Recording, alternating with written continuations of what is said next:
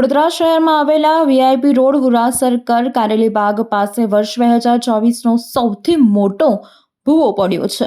સતત 4 દિવસથી આ ભૂવો પડ્યો છે ત્યારે સામાજિક કાર્યકર કમલેશ પરમાર દ્વારા અનોખી રીતે તંત્રને જગાડવાનો પ્રયાસ કર્યો હતો।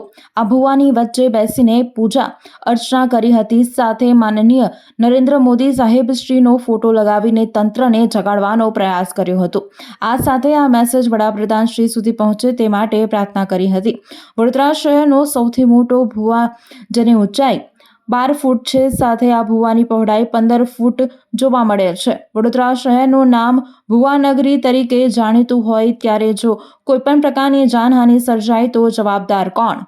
સામાજિક કાર્યકરે, સ્થાનિક કોર્પોરેટરો, ધારાસભ્યો ખાતમુહૂર્ત કરવામાં આવતા હોય છે અને જોવા મળે છે ત્યારે સામાજિક કાર્યકરો દ્વારા અનોખી રીતે તંત્રને જગાડવાનો પ્રયાસ કર્યો હતો અને વહેલામાં વહેલી તકે કામગીરી શરૂ કરવામાં આવે તેવી માંગ કરવામાં આવી હતી।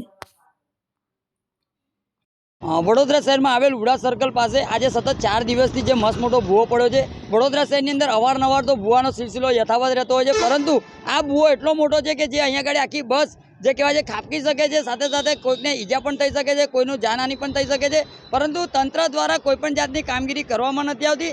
તેના કારણે આજે માનનીય વડાપ્રધાન સાહેબનો ફોટો લગાવીને જે કહેવાય છે કે ખાતા મુહૂર્ત જે થતું હોય છે વડોદરા શહેરની અંદર, ત્યારે સ્થાનિક કોર્પોરેટરો, ધારાસભ્યો, સાથે સાથે અનેક લોકો ખાતા મુહૂર્તમાં જોઈન થતા હોય છે। ત્યારે આજે ખાસ કરીને માનનીય નરેન્દ્ર મોદી સાહેબને લોકો ખોબે જ્યારે જોઈને વોટ આપતા હોય છે, ત્યારે માનનીય નરેન્દ્ર મોદી સાહેબ સુધી આ મેસેજ પહોંચે તે માટે આજે માનનીય નરેન્દ્ર મોદી સાહેબનો ફોટો લગાવીને નાળિયેર, જે શ્રીફળ અને ચૂંદડી લગાવીને જે કહેવાય છે કે અમે આજે ખાતમુહૂર્ત કર્યું છે અને વહેલામાં વહેલી તકે વડોદરા શહેરના જે પણ જવાબદાર અધિકારીઓ છે, જવાબદાર વિસ્તારના જે કોર્પોરેટરો છે, તેમનું ધ્યાન દોરવાનો અમારો એક પ્રયત્ન છે। સાથે સાથે વડોદરા શહેરના મેયરશ્રી, કમિશનરશ્રી, ચેરમેનશ્રી, આ તમામ લોકો આજ દિન સુધીમાં આ ભૂવા પાસે જોવા પણ સુધા નથી આવ્યા। એટલે ખાસ કરીને જો કદાચ આ ભૂવામાં પડવાથી કોઈનું મૃત્યુ થશે અથવા કોઈની જાનહાનિ થશે, ત્યારબાદ તંત્ર સફાળું જાગશે। એટલે ખાસ કરીને આજે અમે જે કહેવાય છે કે તંત્રને જગાડવાનો એક પ્રયત્ન કર્યો છે અને માનનીય વડાપ્રધાન નરેન્દ્ર મોદી સાહેબ સુધી આ મેસેજ પહોંચે તે માટેનો એક અમારો પ્રયત્ન રહ્યો છે।